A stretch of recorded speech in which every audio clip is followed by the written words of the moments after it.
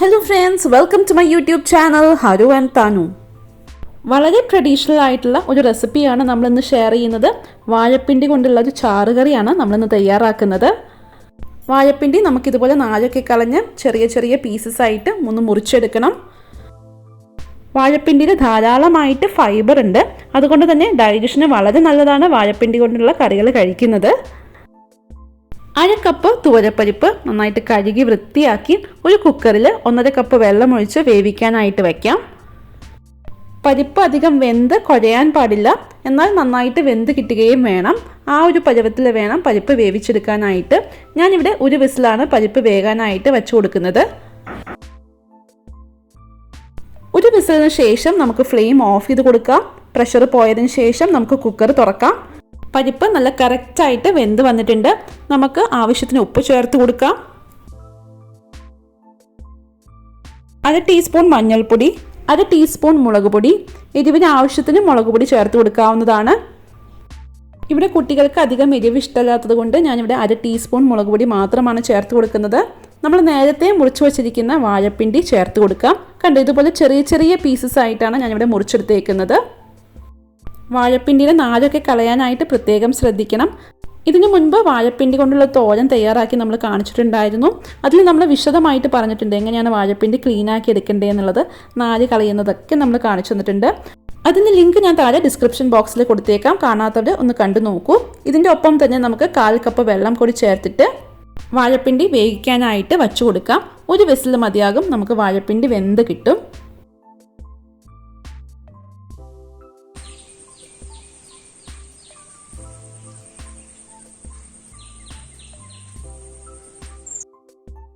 ഒരു വിസിലിന് ശേഷം ഞാൻ ഫ്ലെയിം ഓഫ് ചെയ്ത് കൊടുത്തിട്ടുണ്ടായിരുന്നു.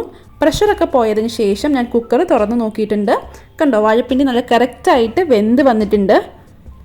അടുത്തതായിട്ട് ഈ ഒരു കറിയിലേക്ക് നമ്മൾ പുളിയാണ് ചേർത്ത് കൊടുക്കുന്നത്. ഒരു ചെറിയ കഷ്ണം വാളംപുളി വെള്ളത്തിൽ നമുക്കൊന്ന് കുതിർത്തി എടുക്കണം. എന്നിട്ട് നമുക്ക് ആ പുളിവെള്ളം ഈ ഒരു കറിയിലേക്ക് ചേർത്ത് കൊടുക്കാം. പുളി ചേർത്തതിന് ശേഷം നമ്മുടെ ഈ കറി നന്നായിട്ടൊന്ന് വെട്ടിത്തിളയ്ക്കണം. അതിനുശേഷം അരച്ചു വച്ചിരിക്കുന്ന തേങ്ങ നമുക്ക് ചേർക്കാം. ഞാനിവിടെ ഒരു മീഡിയം സൈസ്ഡ് തേങ്ങയുടെ പകുതി നല്ല ഫൈൻ പേസ്റ്റായിട്ട് അരച്ചെടുത്തിട്ടുണ്ട്.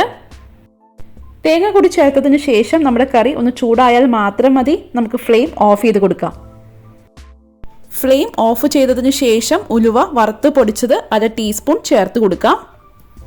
നമ്മുടെ കറിക്ക് നല്ലൊരു ടേസ്റ്റ് കിട്ടാനും നല്ലൊരു വാസനയ്ക്കും അതുപോലെ തന്നെ നല്ല കൊഴുത്ത് കിട്ടാനും ഉലുവ പൊടിച്ചത് സഹായിക്കും. ഇനി ഈ കറിയിലേക്ക് നമുക്ക് താളിച്ചിടാനുണ്ട്. അതിനായിട്ട് ഒരു പാൻ നമുക്ക് ചൂടാക്കാം. അതിലേക്ക് 2 ടേബിൾ സ്പൂൺ വെളിച്ചെണ്ണ ചേർത്ത് കൊടുക്കാം. ഒരു ട്രഡീഷണൽ ഡിഷ് ആയതുകൊണ്ട് വെളിച്ചെണ്ണയായിരിക്കും കുറച്ചുകൂടി നല്ലത്. ഇതിലേക്ക് 1/2 ടീസ്പൂൺ കടുക്, 2 വറ്റൽമുളക് എന്നിവ നമുക്ക് ചേർക്കാം.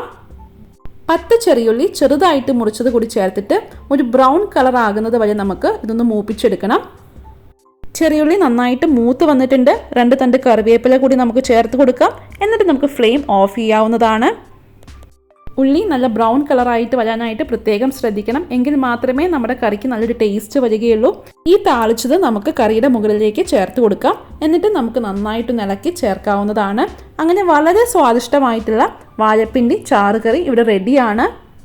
ചോറിനൊപ്പം ഒരു സൂപ്പർ കോമ്പിനേഷനാണ്. തീർച്ചയായിട്ടും ട്രൈ ചെയ്ത് നോക്കണം. ഈ വീഡിയോ ഇഷ്ടമായെന്ന് പ്രതീക്ഷിക്കുന്നു. Please like, share, subscribe to my channel. Keep watching. Charu and Tanu. Bye.